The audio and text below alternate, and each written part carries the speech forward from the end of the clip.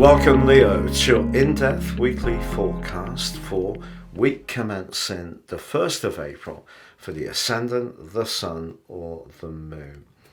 You're entering a really exciting time, Leo.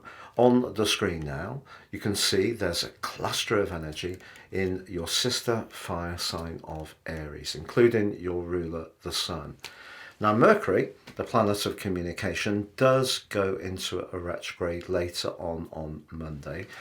So if you are travelling anywhere over the next few weeks, particularly long distance travel, or you're interacting using technology, thinking of buying a new vehicle, ninth house energy is all to do with these, perhaps even a course of higher education. So inevitably we can think there can be glitches. But if you look at the position of the moon, it's actually in the 5th house of your solar chart and forging a great link to Mercury. So I think your passions, the 5th house, particularly with the moon in the free-spirited Sagittarius, point towards having the confidence to do some different things, even if it does mean rethinking your approach a little bit and being prepared for some glitches to come up along the way.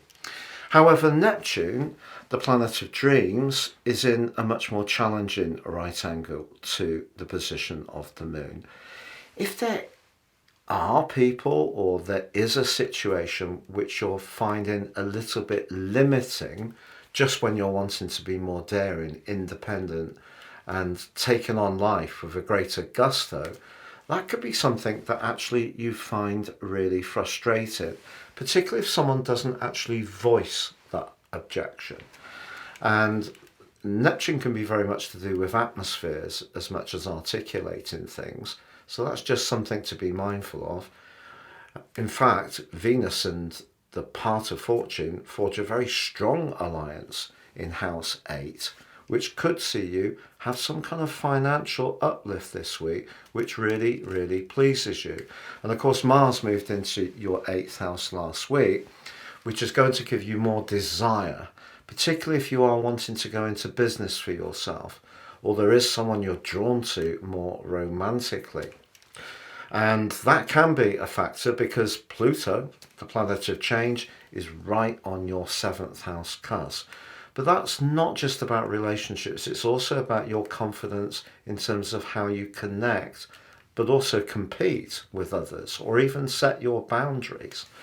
And then in house 10, how you interact with people in a more business environment, there's the combination between Jupiter and Uranus, asking you to look at things afresh. Jupiter can be about knowledge, Uranus can be about innovation. Is there a link? So there's part of you that I feel wants to try something new at the start of this week. Mercury can see you getting sources of information, but also perhaps experiencing a few proverbial roadblocks. There may be a situation where you've been deeply invested, that someone is not so happy about what you're trying to do, or it could be that someone is actually very supportive. And that will start to become clear by the middle of this week when Venus and Neptune forge a quite beautiful alliance. The 8th house is not just about sex and intimacy. It is about the spiritual connection. It's where we're most devoted or invested. If you have that connection with someone who also enables you to still leave you feeling like you're a free spirit, that's absolutely awesome. And that could be what you really do experience.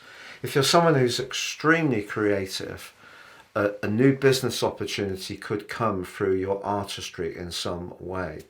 But by Friday, we have one of the biggest moments of the whole year, to be honest, because the advancing sun meets the retreating north node, the point of destiny, which for you in the 9th house is pushing you like that collective in Aries to be more experimental.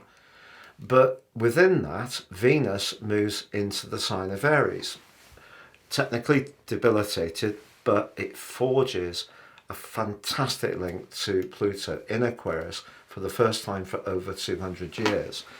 So if there is a correlation between something you're trying different, where you're taking the initiative, and how you're interacting with people or connecting with people, and you're doing so with more conviction and more confidence, by being more adventurous and independent minded, you can actually start to reap some rewards.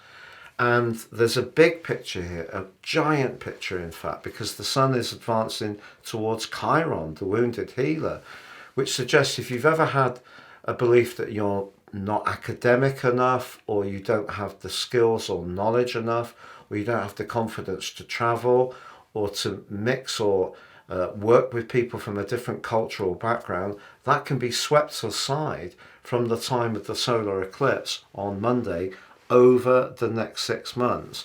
So a lot of this is down to your self-belief, because being ruled by the sun makes you the primary member of the zodiac from a more masculine viewpoint. The rulership of the moon of Cancer makes Cancer the primary ruler of our hearts, if you like. So yours is a very masculine influence, but sometimes, Leo, people, I feel, because of your fixed nature, need to have someone working with you in order for you to really get the momentum going. But once you get into something, you can be extremely applied, and that fix becomes a great asset. So this is a time when you're being asked to be reactive against your own tendency to stick with what you know, have the confidence to try different things.